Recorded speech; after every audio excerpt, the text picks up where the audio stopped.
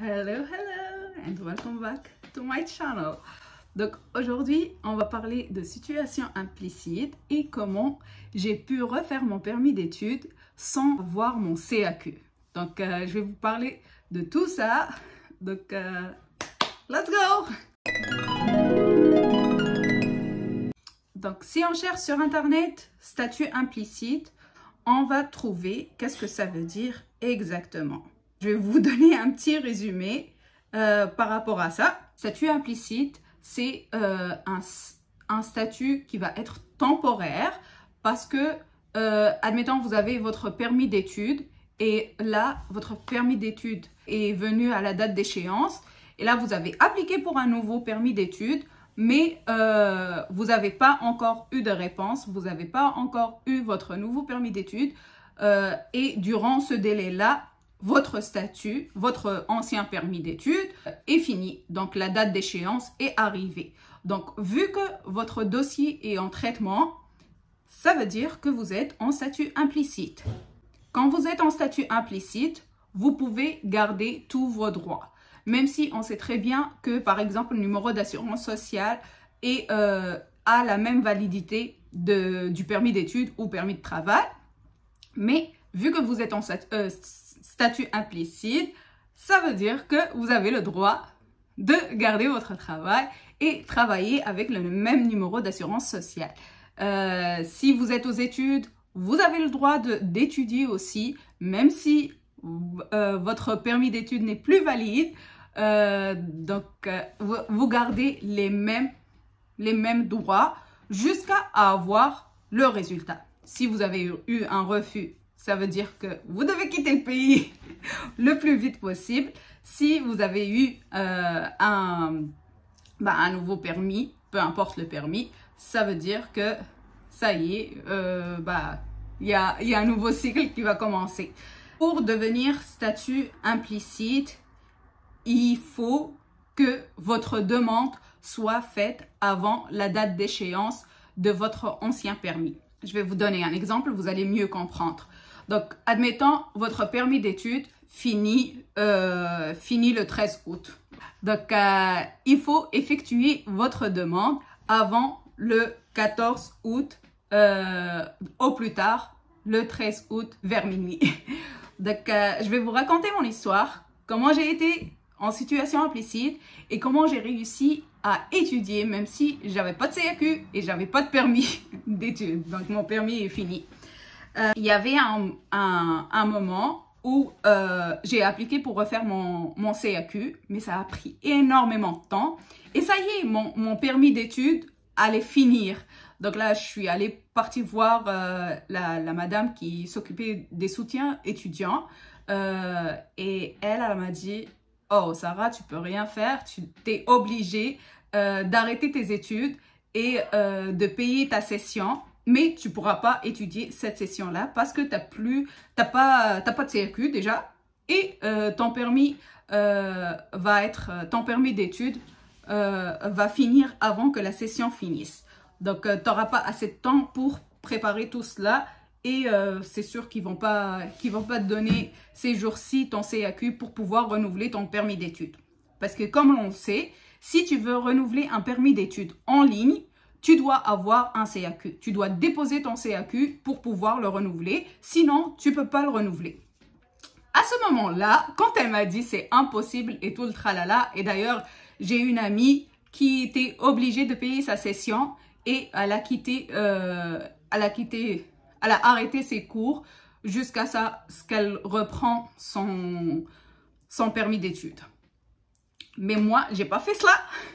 Moi, j'ai vu tous les règlements, j'ai été genre dans une panique, vous imaginez pas, genre elle me dit « Oh, tu dois sortir là, tu peux plus, t'as pas de permis d'études, ton CAQ il finit et genre ton permis il va finir là, genre bientôt dans la même semaine. » J'ai lu et je suis tombée sur le statut implicite.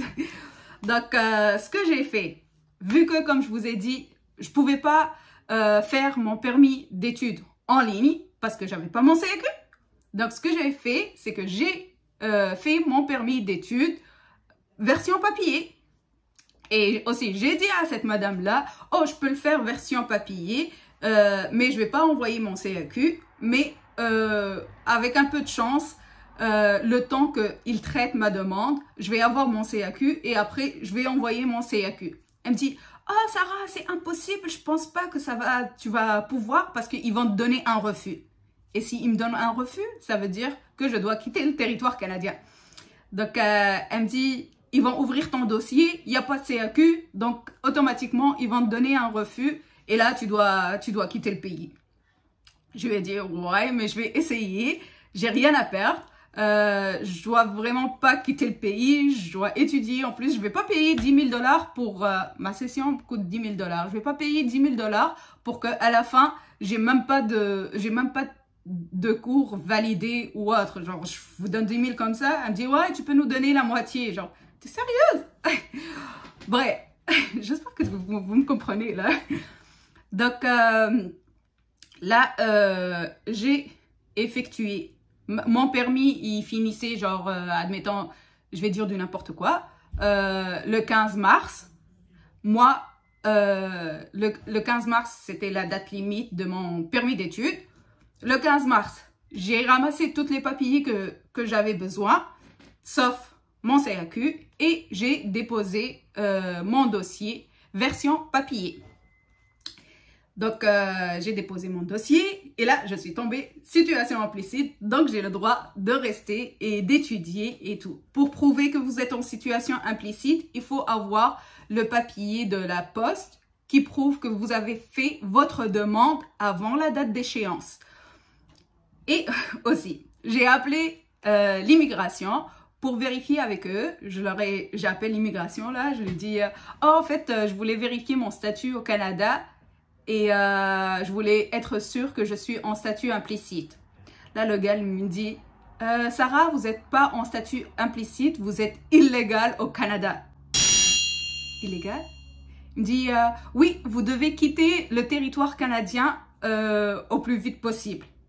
T'es sérieux là? Je lui ai dit, mais non, je suis en statut implicite parce que vous prenez en considération la date de l'envoi et non pas la date de réception. Il me dit non, on prend en considération la date de réception et non pas la date d'envoi. Donc, j'étais en panique, je ne savais plus quoi faire. J'ai raccroché et là, j'ai dit, oh my God, je dois genre ramasser toutes mes affaires, je dois rentrer en Tunisie. Comment je vais faire? Qu'est-ce que je vais faire? J'appelle mes parents, j'appelle des avocats, j'appelle pas mal de trucs, mais genre, c'était un samedi ou un truc comme ça. Et après, le gouvernement, genre la même personne de l'immigration m'appelle et elle me dit « Madame, nous sommes vraiment désolés, je t'ai donné une fausse information et vous avez raison, on prend en considération la date de l'envoi et non pas la date de réception. » Je lui ai dit « J'étais sûre, genre je l'ai lu sur le site internet. » Et il s'est excusé. Et oui, je suis restée en situation implicite. J'ai reçu, genre, c'était le temps du Covid, je pense. Donc, ça prenait énormément de temps pour traiter des dossiers. Et comme vous le savez, genre, un dossier en ligne se traite plus rapidement qu'un dossier papier. Ça, vous pouvez le voir sur les délais de traitement. Toujours quand vous faites votre demande version en ligne, c'est plus rapide que version papier. Donc, et entre-temps, j'ai reçu mon CAQ, j'ai envoyé mon CAQ, et là, après, je l'ai envoyé, je pense c'est avec formule web, il y a un truc comme ça. Donc, j'ai envoyé mon CAQ, et après, ils ont traité mon dossier, et j'ai eu mon permis d'études, et je suis restée au Canada, et j'ai fini ma session. Donc, ça, ce qui est bien. Donc, juste pour vous dire que situation implicite, vous gardez les mêmes droits, que ce soit, vous pouvez le faire avec n'importe quel permis. En fait, situation implicite, dès que vous avez fait une demande et vous attendez une réponse. Donc, même si votre papier, que ce soit visa ou permis d'études, sont finis, donc, vous êtes en traitement, c'est correct. Admettons, admettons, vous êtes en permis de travail et là, vous avez appliqué pour votre résidence. Si vous n'avez pas encore eu de réponse par rapport à votre résidence et votre permis de travail est fini, vous êtes en situation implicite. Si vous étudiez et là, vous allez changer pour avoir un permis de travail, votre permis d'études est fini, vous avez appliqué pour un permis de travail, là, vous êtes en situation implicite. En situation implicite, vous avez le droit de faire ce que vous faisiez avant. Donc, vous gardez le même statut de votre ancien statut, que ce soit permis de travail ou autre. Vous n'avez pas le droit de quitter le territoire canadien. C'est pas que vous n'avez pas le droit, c'est que si vous le quittez, vous ne pouvez plus rentrer parce que pour rentrer dans le territoire canadien, il faut un visa, la plupart du temps. Donc, et si vous êtes français et vous êtes en situation implicite, dès que vous quittez le pays et vous revenez, vous n'êtes plus en situation implicite, je suppose. Pour rentrer au Canada juste avec un permis, c'est à travers les États-Unis par voie terrestre. Donc ça, vous ne pouvez pas le faire parce que votre permis est plus valide. Si un résident temporaire demande également de renouveler son permis de travail ou permis d'études avant l'expiration du permis en vigueur et que le permis expire avant qu'une décision n'ait été prise, l'alinéa R186U ou l'article R189 l'autorise à travailler ou à étudier sans permis aux mêmes conditions en attendant une décision soit prise concernant sa demande de renouvellement et uniquement si le résident demeure au Canada. Donc, ça veut dire, si admettons, vous étudiez en ligne, vous êtes à l'extérieur du Canada ou vous travaillez en ligne et là, vous avez refait votre demande, vous ne pouvez pas être en situation implicite. Pour devenir situation implicite, il faut être dans le territoire canadien. Dès que vous sortez et vous revenez, vous n'êtes plus en situation implicite. Après être en situation implicite, vous avez eu un refus. Donc là, ils disent que vous êtes en règle jusqu'à la prise de la décision. Donc, tant que la décision n'est pas prise, vous avez le droit de faire ce que vous faisiez avec votre ancien statut. Mais dès que une décision est prise, vous pouvez plus faire la même chose que vous faisiez avant, que ce soit étudier ou travailler. Donc, et vous êtes censé quitter le territoire canadien. Si vous restez dans le territoire, vous pouvez rester dans le territoire canadien, mais vous n'avez pas le droit de de travailler, d'étudier, tout le tralala. Et vous pouvez effectuer une nouvelle demande et même voir un avocat, ce qui est préférable. Mais vous pouvez faire tout le tralala tout seul. La période de rétablissement de 90 jours en vertu de la loi. Donc, vous avez 90 jours pour rétablir votre statut. Pour une demande qui a été refusée, ils disent « Si la demande de prolongement est refusée, le demandeur est considéré être en règle jusqu'au jour où une décision est prise au sujet de sa demande.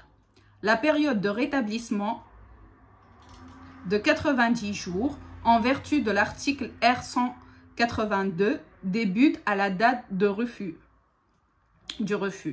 Si le demandeur a quitté le Canada et qu'à 100 jours, l'agent des services frontaliers lui a imposé une période de séjour au terme de l'alinéa et que la demande de prolongation est refusée avant la fin de cette période, le demandeur a jusqu'à la fin de la durée de son séjour précisé par l'agent des services frontaliers pour rester au Canada. Ce que je viens de lire, c'est que, admettons, vous allez faire le tour de poteau pour renouveler votre demande et finalement, votre demande a été refusée. Vu que vous avez un ancien permis, vous pouvez rentrer dans le territoire canadien, mais l'agent qui va être à la douane, à la frontière, il va vous imposer un nombre de jours pour rester au Canada. Après cela, vous devez quitter le territoire. Pour une demande rejetée, ça veut dire comme si vous n'avez jamais fait votre demande. Donc, si votre demande est rejetée, mais à ce temps-là, votre permis est fini, ça veut dire que vous n'êtes pas légal.